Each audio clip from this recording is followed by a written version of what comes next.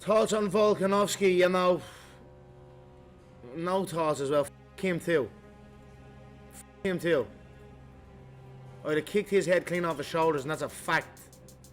Did you hear? The Notorious is back and sounding deadlier than ever. Conor McGregor explodes with fiery critiques aiming at many rivals and the UFC itself. Conor McGregor, the fiery Irish mixed martial artist, has been creating quite a scene in the UFC. Did you guys know about McGregor's recent sharp and critical comments on social media? Recently, Conor McGregor took to social media and various platforms to express his opinions on several fighters and the UFC. His comments were sharp and critical, leading to a lot of buzz in the MMA community. His recent comments aimed at some big names, including Khabib, Sean O'Malley, Alexander Volkanovski, and even the UFC organization itself. McGregor and Khabib have quite a history. Khabib, a former UFC lightweight champion, has been a major rival for Conor. Recently, Conor did not hold back, criticizing Khabib's fighting style as boring and not entertaining for fans. He even suggested that Khabib's retirement might have been a convenient way to avoid a rematch. The drama continues in the MMA world. So, McGregor weighed in on Sean O'Malley, the rising star with crazy knockouts. He basically said, yeah, this guy's got something special, everyone's talking about him. But then Conor went on to say O'Malley needs to step up his competition before he can be considered a real championship threat. It sounds like Conor is both praising him and lighting a fire under his butt to see what O'Malley's truly made of.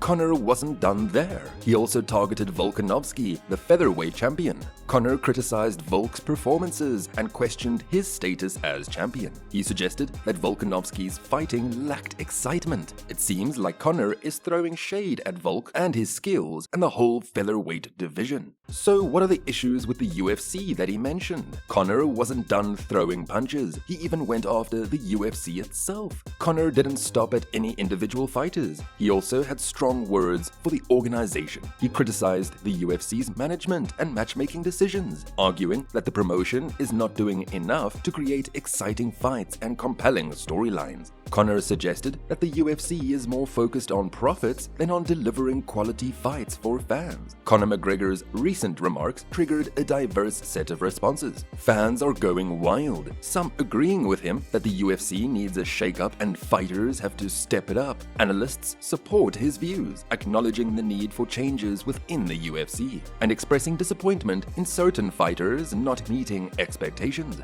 Others perceive Conor's comments as a form of self-promotion. For them, it seemed like he was trying to remain relevant and potentially set up future fights. Conor basically lit a fire in the UFC with his comments. By calling out fighters and the UFC itself, he might have just started some new rivals and set himself up for some epic fights. Everyone's buzzing who he might fight next. A rematch with Khabib, a test against the rising star O'Malley, or maybe even a shot at the champ Volkanovski. It's gonna be interesting to see what goes down. Many believe that Conor's comments are driven by his desire to reclaim his position at the top of the sport. After a series of setbacks, including losses and injuries, Conor seems determined to remind everyone of his star power and influence in the MMA world. By openly challenging other fighters and voicing his criticisms of the UFC, he's creating an atmosphere good for new rivalries and exciting matchups. Fans and analysts are already speculating about potential fights, such as a rematch with Khabib, a clash with O'Malley, or a showdown against Volk.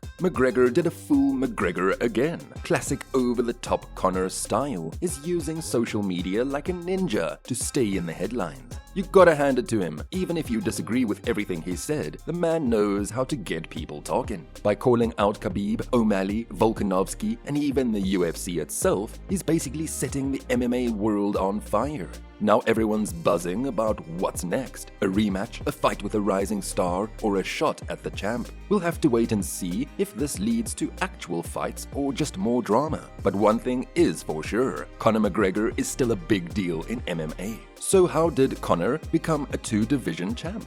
McGregor achieved a historic feat by becoming a champion in two different weight classes simultaneously in the UFC. Conor started his professional MMA career in Ireland, and it did not take long for him to make a name for himself. He became known for his powerful left hand and his confident, sometimes cocky personality. His early wins in local fights quickly caught the eye of the UFC, the top MMA organization in the world. So, McGregor finally landed his shot in the UFC in April 2013, facing off against Marcus Brimage. And he did not waste any time. Knocked out Brimage in the first round, showing everyone exactly what he could do with his fists. This win put him on the map within the UFC, and he just kept racking up victories after that, getting more and more famous with each fight. But McGregor wasn't messing around. His eyes were on the prize, the UFC Featherweight Championship, held by the legendary Brazilian fighter Jose Aldo. Dude was undefeated for almost 10 years, a real MMA monster. Of course, McGregor couldn't just jump the line. He had to take on some other tough guys first, like Dustin Poirier and Chad Mendes.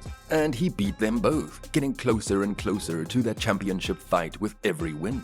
The fight between McGregor and Aldo was one of the most anticipated bouts in UFC history. It took place in December 12, 2015 at UFC 194. Leading up to the fight, Conor engaged in intense psychological warfare, taunting Aldo at every opportunity. When the fight finally happened, Conor knocked out Aldo in just 13 seconds with a perfectly timed left hook, becoming the featherweight champion of the UFC. McGregor wasn't even done celebrating the featherweight title and already had his sights set on another belt, the lightweight championship, held by Rafael dos Anjos. But things don't always go according to plan. Dos Anjos got injured and had to pull out of the fight. Enter Nate Diaz, a whole different fighter stepping up as a last-minute replacement. Conor fought Nate Diaz at welterweight, which is a weight class above lightweight, on short notice, and ended up losing by submission in the second round. It was Conor's first loss in the UFC, but he wasted no time in asking for a rematch. They faced off again at UFC 202, where Conor narrowly beat Diaz by decision in an exciting 5-round fight. This win helped Conor regain his momentum and paved the way for his shot at the lightweight title.